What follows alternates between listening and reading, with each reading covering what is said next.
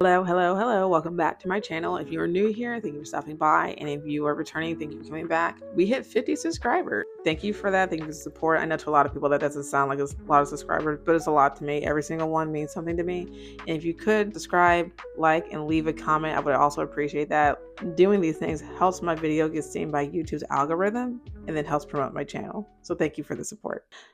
Anyway, we got a little bit of a situation coming out of Columbus, Ohio. Why is it always Ohio? Okay, well, whatever. So there's a Mexican restaurant in Columbus, Ohio, the capital of Ohio, called Cazuela's. Cazuela's, I think. It's a Mexican restaurant in Cantina. And at this restaurant, we have this lady. Her name is Stephanie. And she was a realtor in the state of Ohio. I think she's still technically a realtor. She got fired for this, rightfully so. You'll see why in a second. Roll the clip. People are rallying around a central Ohio Mexican restaurant after a customer left a hateful message on a receipt instead of a tip. The message referred to the rising tensions nationwide surrounding immigration. A server at the restaurant posted a photo of the receipt on social media, and in less than 24 hours, it has gone viral. This is a place for love and, just being relaxed and having good times. The servers at Cazuela's Mexican Cantina on East Broad Street tell me they love their job and they love serving people. They say Sunday afternoon they were doing just that. Apparently, this lady came in and Ricardo, who is a great person, was taking care of her. He only worked here one day a week, which is Sunday. He has 2 jobs. After the woman and her family left, they found this on the table, a receipt. But instead of the tip, the woman wrote this hateful message. So as you can see on the receipt, she left a very vile message. I'll enlarge that now and read it to you. It says, 0, you suck. I hope Trump deports you. I don't know where people in Ohio are finding the audacity, but I really need them to put it back. She left this message for a man who did nothing to her except his job. He showed up, presumably on time, introduced himself, took her order, brought her order, and was her waiter. And she left this vile message for him.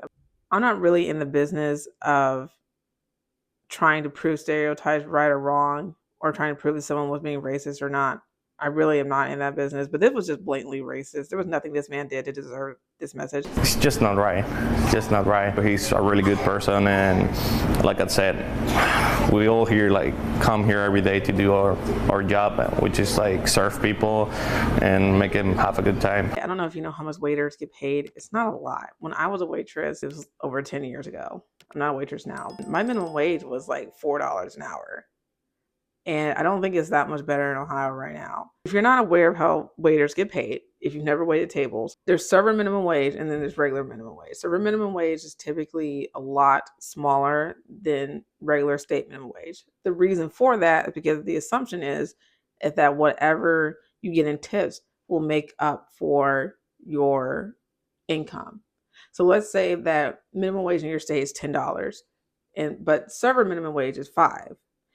By the end of the night, the amount of tips that you should have made when added with your hourly wage, like if you worked 5 hours, let's say you worked 5 hours a day, that means hourly, your employer has to give you $25. But if you include your tips and then you average it out per hour, you should have made at least $10 an hour, thus meeting the state wage of $10 an hour. I don't know if that makes a lot of sense. If it doesn't, I will try to explain it again, maybe in a different video, but that's the assumption. If this does not happen, you are supposed to tell your employer and then they make it the difference to make sure you made that $2 an hour. Typically, servers don't do that for 2 reasons. One, they don't need to because they just happen to make enough in tips where that's not a problem. But 2, and this was the more common reason when I was a server, your employer looks at it as, well, if your table isn't tipping you because you're doing something wrong. So then maybe we need to look at replacing you with somebody else. So when you leave a message like that to someone who's working for tips and that's how they're paid, that just makes it so much worse. And again, this person only works 1 day out of the week. I believe they said that he works on Sundays and that's it. 1 day on Sunday. And Sunday, I don't know if you guys have noticed, that's not typically the most fruitful day for tips. It's not. When I was a server, the best days for tips were Thursday through Saturday. I don't know what it was about Thursday, but that was the best day for tips. But Stephanie has since been canned. She's lost her job. And it's really weird too, because at first she tried to lie and say that it wasn't her, that someone had stolen her card, and she was thanking people for telling her, and we need to report scammers, blah, blah, blah. And then the restaurant, I love this restaurant.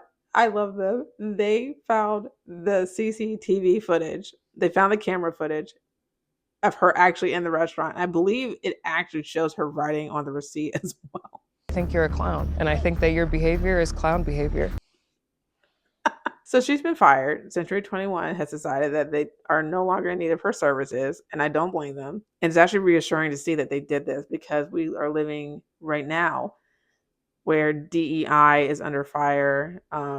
We have people throwing the word racist around, whether it's at a conservative or a liberal, it's being thrown around a lot. And we have businesses backtracking on their DEI initiatives because a lot of people don't understand what DEI is. And I'll go into that in a different video. That's not the video for this, but it is nice to see a business say, like, regardless of what's going on in the world, regardless of who the president is, regardless of DEI, all that stuff, we are not going to support a racist, and we are not going to hire a racist. That says a lot to me, especially as a minority. So I do actually applaud them for that. But this brings me to something else. I can't remember if I mentioned this in another video or not, but Arizona has something that they are either trying to pass. They might have passed it already by the time I post this video, but it's called the Bounty Bill. And we're going to take a look at what that is right now. The so-called Arizona ICE Act would encourage law enforcement agencies to work closely with federal authorities to detain undocumented immigrants accused of committing crimes. I am extremely confident there'll be no racial profiling. Republican Senate President Warren Peterson rejected arguments that his bill would return Arizona to the days of SB 1070, notorious for racial profiling by then-Sheriff Joe Arpaio. So real quick, if you don't know what SB 1070 is, it was a bill that was introduced that required law enforcement to stop anyone that they believed was here in the country illegally, or at least in Arizona illegally. And a lot of people felt like that led to racial profiling. And if you don't have your identification or a visa authorizing you to be here, then now you're here illegally. But Peterson was challenged over bill language that would broaden law enforcement's role beyond detaining potential deportees for ICE. Each law enforcement agency, the bill says, shall use its best efforts to support the enforcement of federal immigration laws. Why can't we strike that out if your intent is only detainers? Peterson's response confirmed a broader role. I didn't say my only intent was detainers. But he was cryptic about the intent of use your best efforts. That's a self-evident statement. If you don't understand that, I don't know how to help you understand that. Okay, so quite honestly, that response that he gave her tells me that he does understand, and he just doesn't want to say it on camera, because when you say something on camera, like the way I'm speaking now, you can be held accountable for what you're saying later on it. When you write something down, that's one thing. You can delete things. It's harder to find it if it's deleted. But when you say it on camera and it's recorded coming from your mouth, it's hard to prove that it wasn't you that said it. So he does know.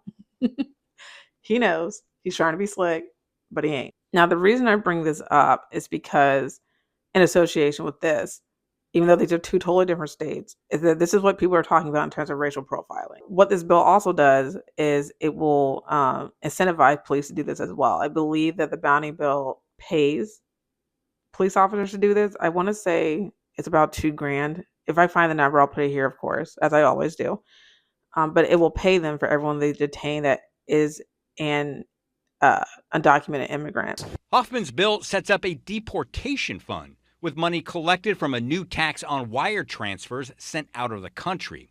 Money from the fund would then be used to pay the bounties to local law enforcement agencies. Immigration activists showed up to testify against the bill.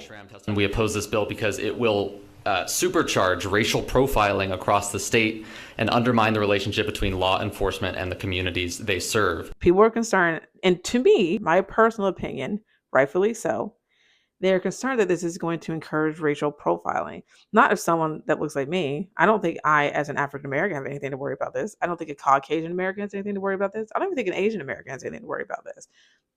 The people that will probably most likely be targeted by this, if we're being completely honest, is going to be anyone that looks like a Hispanic person. And most likely it'll be a Hispanic person. And the reason for this is typically when illegal immigration is mentioned in this country, it's typically associated with Mexico because they border our country. Now, are most of our immigrants that come here that show up in America that are undocumented, do they come from Mexico?